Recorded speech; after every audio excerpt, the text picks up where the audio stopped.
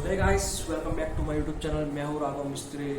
और तो चलिए देखते हैं कुछ भी मैच क्या कुछ देखने को मिलता है। So start.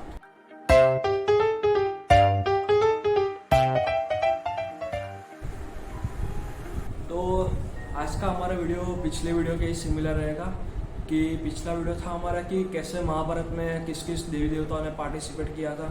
तो आज का हमारा टॉपिक है कि कैसे रामायण में किस किस देवी देवताओं ने पार्टिसिपेट किया है और 4 युगों में डिफरेंस क्या है। हमने सुना है कि 4 युग है, लेकिन उस सब युगों में डिफरेंस क्या है, उनकी एज क्या है।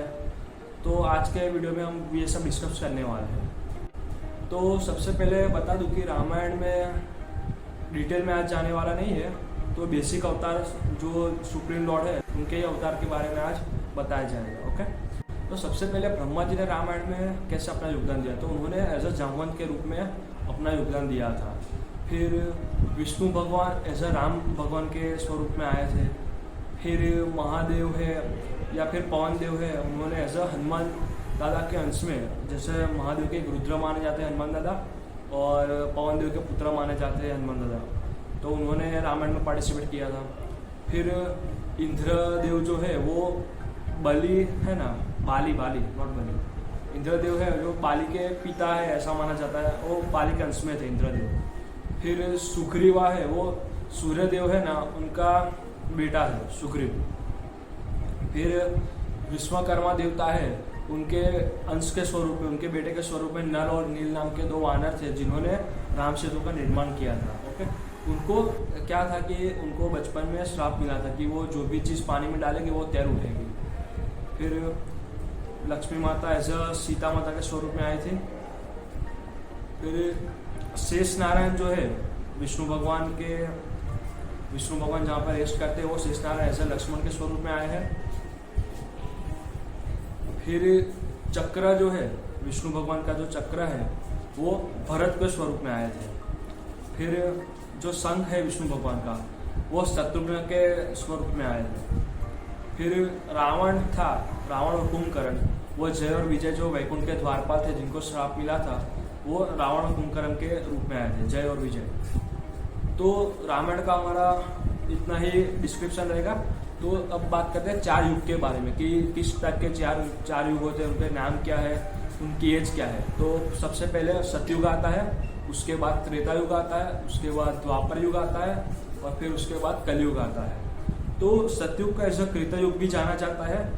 उसकी एज 17,28,000 वर्ष की है और सतयुग में एवरेज लाइफ स्पान 1 लाख वर्ष का होता है कि जो भी आज हम जितने भी साल जीते हैं तो सतयुग में 1 लाख वर्ष तक लोग जी पाते थे। फिर त्रेता युग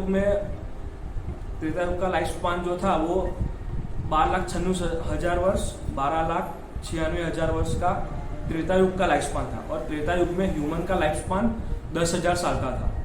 फिर द्वापर युग का लाइफ स्पान था वो 8,64,000 वर्ष तक का था। और द्वापर युग में जो ह्यूमंस थे, जितने भी लोगों ने द्वापर युग में जन्म लिया है, उनका एवरेज लाइफ स्पान था वो 1,000 साल तक का था। फिर कलयुग आता है, तो कलयुग का लाइफ स्पान है 4,32,000 वर्ष। और कलयुग में ह्यूमन का लाइफ स्पान एवरेज 100 बताया जाता है, लेकिन अभी के टाइम में तो जितना हमने पॉल्यूशन किया है, जितना कुछ बिगाड़ा है हमने नेचर का, तो एवरेज हमारा लाइफ स्पान 60-70 है अभी कलयुग में। फिर जो 4 युग है, एक युग साइकिल 43,20,000 वर्ष का होता है, पूरा का पूरा युग साइकिल। तो कलयुग जो था वो 18 फरवरी 3102 BC तब स्टार्ट हुआ था, जब भगवान विष्णु ने, भगवान कृष्ण और भगवान ने पृथ्वी को छोड़ा था, तब कलयुग स्टार्ट हुआ था। तो अब बात आती है कि 4 युग है, तो 4 युग में मेन डिफरेंस क्या है। तो मेन डिफरेंस है उसमें रहने वाले लोग। तो जो सतयुग था ना, वहाँ पे देवी देवताओं और दानव लोग, 2 लोग थे, देवलोक और दानव लोग। तो अच्छे और बुरे अलग अलग जगह पे रहते थे, वो एक जगह पे नहीं रहते थे। फिर त्रेता युग की बारी आई तो फिर अलग अलग कंट्री में रहते, अच्छे लोग और बुरे लोग। जैसे राम भगवान इंडिया में रहते थे, तो वैसे ही रावण श्रीलंका में रहता था। तो अलग अलग जगह पे रहते, एक ही जगह पे अच्छे और बुरे लोग नहीं थे त्रेता युग में।